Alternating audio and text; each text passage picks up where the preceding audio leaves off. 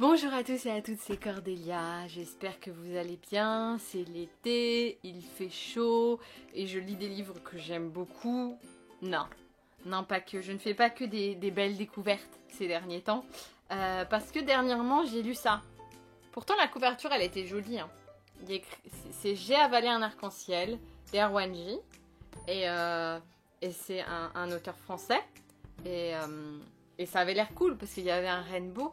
Et moi j'aime beaucoup parce que ça fait un peu gay, vous voyez. Mais en fait non. En fait c'était pas très bien. Et du coup j'ai envie de vous en parler parce que j'ai été quand même très énervée. Et il y a des trucs qui vont pas. Il y a beaucoup de problèmes dans ce livre. Donc c'est l'histoire d'une ado, Capucine, qui est présentée comme une enfant pas trop riche dans un lycée de gros riches aux États-Unis. Bien évidemment, Capucine a des amis formidables et une vie parfaitement normale, jusqu'au jour où arrive une nouvelle élève, Hayden. Et Capucine va avoir un crush sur Hayden et elles vont finir par sortir ensemble. L'année scolaire de Capucine est rythmée par les fêtes, les events, les soirées chez les riches. Et voilà. Personnellement, quand j'ai lu le résumé, je dois dire que je m'attendais à une héroïne déjà en France, parce qu'elle est décrite comme venant de Montpellier, à une héroïne bisexuelle, à quelque chose d'un petit peu cool. Et non, en fait, pas du tout. Et en plus, il y avait plein de problèmes. Problème numéro 1. Le fait que ça se passe aux USA. C'est encore une histoire qui se passe aux États-Unis. Pourquoi pas? Mais le problème, c'est qu'on a que ça. Dans la littérature qui présente des héros LGBT, lesbiennes, gays, bi et trans, ça se passe toujours aux États-Unis, notamment parce que les éditeurs traduisent des romans qui ont marché à l'étranger, parce que ça se mouille pas trop pour éditer des romans francophones, on sait pas si ça va marcher ou pas. Mais là, pour une fois, donc c'était un auteur français, mais ça se passe quand même aux États-Unis. Alors, ça s'explique par le fait que l'auteur, du coup, est prof aux États-Unis, donc il connaît le contexte, etc. Mais ça m'emmerde que les histoires queer en français se passent aussi aux États-Unis. L'héroïne est franco-américaine, il y aurait pu avoir un intérêt, mais en fait c'est utilisé juste pour dire qu'elle va écrire un blog en français et donc justifier le fait que ses amis ne voient jamais le blog. Mais du coup, quel est l'intérêt de lui faire faire un blog puisqu'elle n'a aucune interaction avec l'internet de manière générale et que ses amis du coup ne sont pas au courant qu'elle tient un blog. Et donc au final on se retrouve avec des références américaines partout, des mots en anglais casés aventure en voilà pour faire un petit peu stylé. Et pour vendre du rêve, parce que bien évidemment, le rêve américain, c'est ce dont tout le monde rêve. Le fait que ça se passe aux États-Unis est quand même quelque chose de pas négligeable, dans le sens où le contexte pour un adolescent de 16 ans aux États-Unis, c'est pas le même qu'en France. Le simple fait que, à 16 ans, on peut avoir le permis. Du coup, ça donne une indépendance aux ados et ça leur permet de faire tout un tas de trucs. En France, non, parce que t'es obligé de prendre le bus et il y en a qu'un par jour pour sortir de ton patelin ou de te faire transporter par tes parents. Le contexte n'est pas le même du tout et je trouve que c'est dommage de pas exploiter le contexte français quand on est un auteur français. Mais bon, je sais que du coup l'auteur des États-Unis, tout ça, mais bref, je pense que le problème reste quand même. Notamment dans le choix des éditeurs de publier tel ou tel livre. Problème numéro 2, le traitement du harcèlement scolaire. Et là je vais vous lire la page 30. Contrairement à beaucoup de lycées, il n'y a pas de bagarre ici, et très peu de bullying. Le bullying, c'est le harcèlement d'un élève, généralement par un abruti ou un groupe d'abrutis. Il y en a plein dans les écoles publiques. Ici, ça n'arrive presque jamais. La plupart des gens ont un bon fond, même si les filles peuvent être assez cruelles entre elles. Soup pense que c'est dommage parce que selon lui, les bullies préparent les gens au vrai monde et les obligent à s'endurcir. Quand il a dit ça, je lui ai donné une claque pour voir si ça l'endurcissait. Comme la plupart des collèges preps, mon lycée est un microcosme bourgeois et élitiste. Et donc là, clairement, on est en train de dire que le harcèlement scolaire, ça n'arrive que dans les écoles publiques parce que c'est là-bas qu'il y a les pauvres et que du coup, les bourgeois et les gens de la classe supérieure sont des gens bien élevés, donc il n'y a pas de harcèlement.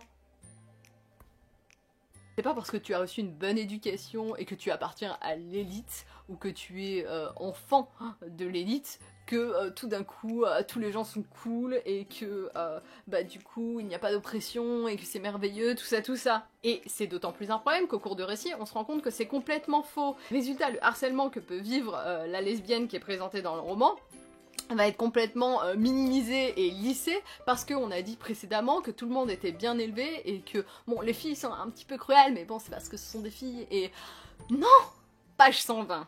En fermant la porte du bureau de Monsieur Brock, j'ai vu les membres du Diversity Club qui sortaient de leur salle. Ils se réunissent tous les jeudis pour parler d'identité et de sexualité.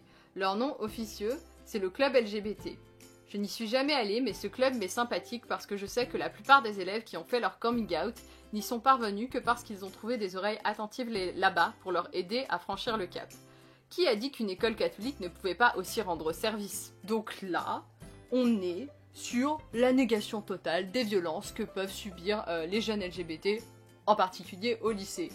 Et donc si ils ont franchi le cap, c'est parce qu'on les a aidés, et donc on nie complètement le fait que s'ils n'osaient pas franchir le cap du coming out, c'est parce qu'il y avait aussi une raison. On n'a pas peur pour rien.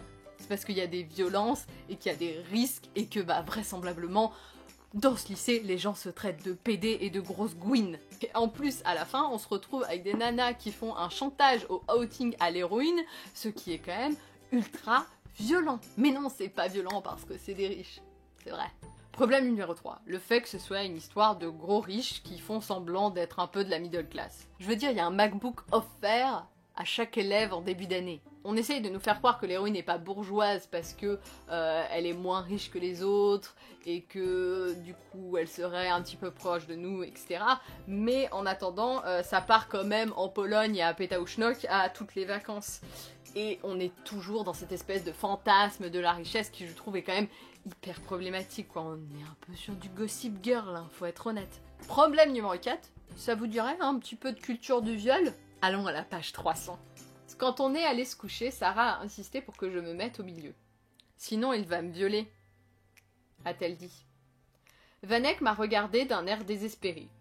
Sarah est particulièrement dure avec lui. Le pauvre ne mérite pas ça.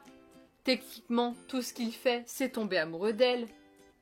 Je crois que s'il voulait être violé, il l'aurait fait pendant les massages, j'ai chuchoté. Whatever, elle a répondu.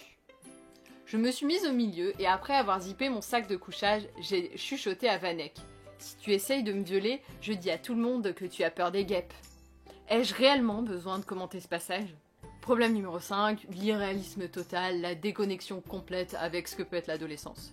Je l'ai dit au début, on est sur une année qui est rythmée par des fêtes toutes les semaines. On parle un petit peu des examens, mais clairement, c'est pas la priorité des élèves. Leur priorité, c'est l'espèce de challenge de pistolet à eau à la fin de l'année. Alors je veux bien qu'aux États-Unis, il y ait une culture différente, etc. Mais même dans High School Musical 1, la morale de l'histoire, c'est que les clans n'existent pas vraiment et qu'au final, tout le monde est un petit peu mélangé. Moi, je me rappelle quand même de mon lycée, et oui, il y avait des skateurs, il y avait des métalleux, il y avait les matheux, il y avait ceux qui étaient branchés un petit peu artistiques, mais globalement, tout était mélangé. Dans une classe, il y avait un petit peu de tout, et au final, comme t'es globalement tout le temps avec ta classe, il y a bien que à la Post Club que il y avait les skateurs qui se retrouvaient entre eux, les métalleux qui se retrouvaient entre eux, etc.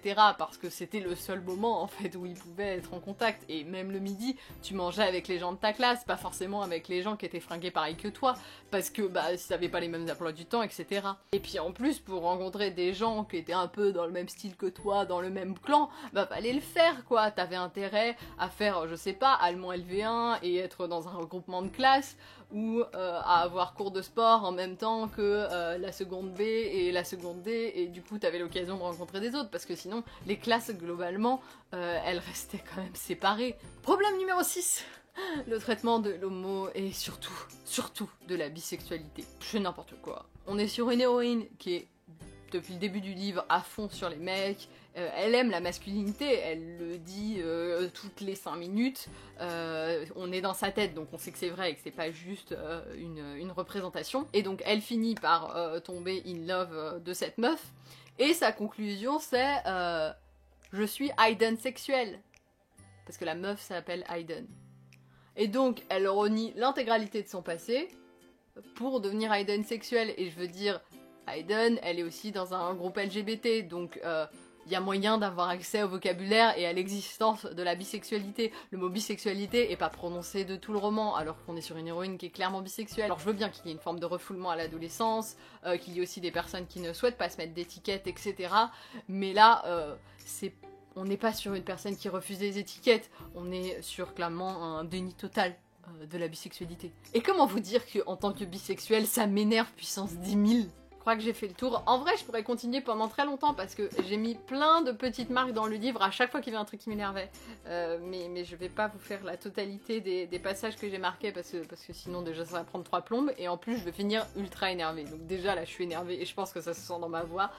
On va pas aller plus loin. Voilà, je vous ai expliqué quels étaient les trucs qui m'avaient dérangé dans J'ai avalé un arc-en-ciel. N'hésitez pas à me donner votre avis dans les commentaires si vous l'avez lu. Mais même les points positifs, pour moi, je sentais qu'il y en ait, ne peuvent pas rattraper ces erreurs qui sont impardonnables.